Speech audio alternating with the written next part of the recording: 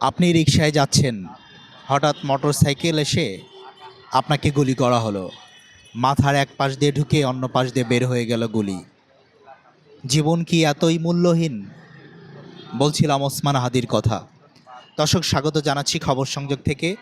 এবার কেয়ার হসপিটালের সামনে থেকে আপনাদের ওসমান হাদির সর্বশেষ তথ্য জানানোর চেষ্টা করব। দর্শক, আপনাদের বলে রাখি যে গতকালকে ওসমান হাদি প্রতি শুক্রবারের ন্যায় তার নির্বাচনী প্রচারণা করছিলেন একটি মসজিদের থেকে প্রচারণা শেষ করে তিনি কিন্তু অফিস কিংবা বাসার উদ্দেশ্যে রিকশায় রওনা হয়েছিলেন। সে সময় অতর্কিতভাবে একটি মোটরসাইকেল আসে এবং সেই মোটরসাইকেলে দুজন আরোহী ছিলেন। সেখান থেকে একজন গুলি করা হয় ওসমান হাদিকে। তার মাথার এক পাশে গুলিটি লেগে অন্য পাশ দিয়ে বের হয়ে যায়। তাৎক্ষণিক তার সাথে যে সহকর্মী ছিলেন তিনি কিন্তু ঢাকা মেডিকেল হসপিটালে নিয়ে আসেন এবং ঢাকা মেডিকেল হসপিটালে নিয়ে আসার পরে ঢাকা মেডিকেল যে ডাক্তাররা আছেন তারা একটি বোর্ড গঠন করে তাকে অপারেশন করেন। সেটি কিন্তু আমরা দেখেছি। দুপুরের পর থেকে ঢাকা মেডিকেলে কিন্তু বিভিন্ন নেতাকর্মীরা এসেছেন, বিভিন্ন সাধারণ মানুষ এসেছেন। হাদিকে যারা ভালোবাসেন তারা কিন্তু এসেছেন এবং হাদির জন্য দোয়া করেছেন, সেই চিত্র কিন্তু দেখেছি। এবং অপারেশন করে রাত্রে অর্থাৎ 8:30টার পরে কিন্তু এভার কেয়ার হসপিটালে উন্নত চিকিৎসার জন্য নিয়ে আসা হয়। সেই এভার কেয়ার থেকেই আপনাদের জানানোর চেষ্টা করছি ওসমান হাদি সর্বশেষ আপডেট। দর্শক, আপনাদের আরেকটু বলে রাখি যে ওসমান হাদি কিন্তু জুলাই যোদ্ধাদের ভিতরে প্রথম সারির একজন। তিনি দীর্ঘদিন হলো কিন্তু স্বৈরাচার শেখ হাসিনার পতনে আন্দোলন করে আসছেন এবং জুলাইয়ের যে বিপ্লব, সেই বিপ্লবে কিন্তু বেশ ভূমিকা রেখেছেন। তারপরে তিনি নির্বাচনের জন্য প্রস্তুতি নেন এবং তিনি ফেসবুক এবং সোশ্যাল মিডিয়ার মাধ্যমে তিনি বলেন যে ঢাকা 8 আসনে তিনি নির্বাচন করবেন এবং স্বতন্ত্র প্রার্থী থেকে তিনি নির্বাচন করবেন।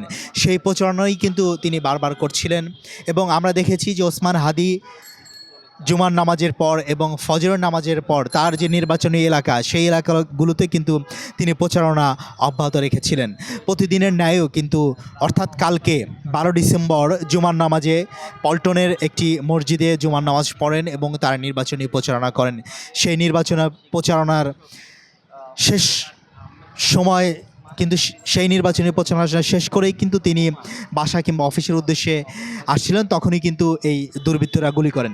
তবে আরেকটি তথ্য দিয়ে রাখি, ধারণা করা যাচ্ছে তাকে যারা গুলি করেছে তারা কিন্তু ওসমান হাদির সাথেও কিন্তু ক্যাম্পেইন করেছেন। এর আগেও যে ওসমান হাদির যে লাইব্রেরি ছিল সেখানে গিয়েছিলেন এবং কয়েকটি ক্যাম্পেইনে কিন্তু তারা যুক্ত হয়েছিলেন, সেটি কিন্তু তারা জানিয়েছে।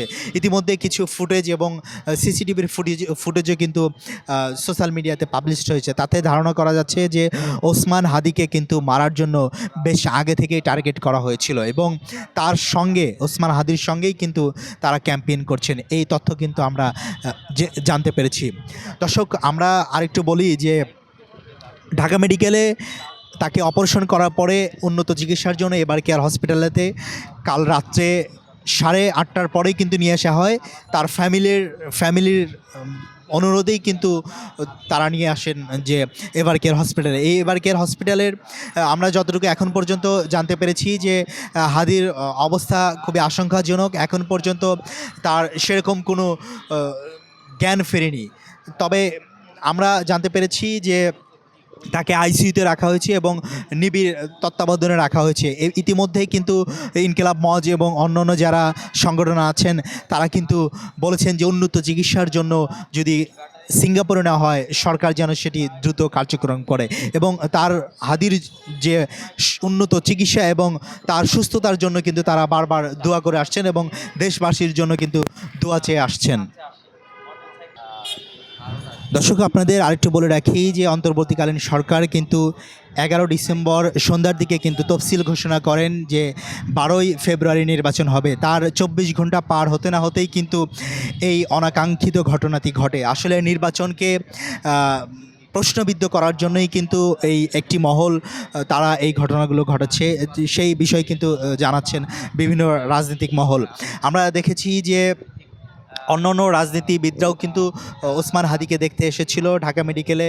এনসিপি, বিএনপি, জামাত সবাই কিন্তু বলছে যে আসলে এই নির্বাচনের আগে এমন একটি ঘটনা আসলে দেশবাসীকে ভাবায় যে নির্বাচনের তফসিল ঘোষণার 24 ঘন্টা যেতে না যেতেই এই ঢাকা ৮ আসনের যিনি নির্বাচন করবেন স্বতন্ত্র প্রার্থী থেকে ওসমান হাদির উপরে যে গুলিবদ্ধ, এটি কিন্তু নির্বাচন কমিশনকে প্রশ্নবিদ্ধ করে এবং দেশবাসীকে ভাবায় যে এই ঘটনাগুলো আসলে কতটুকু গ্রহণযোগ্য।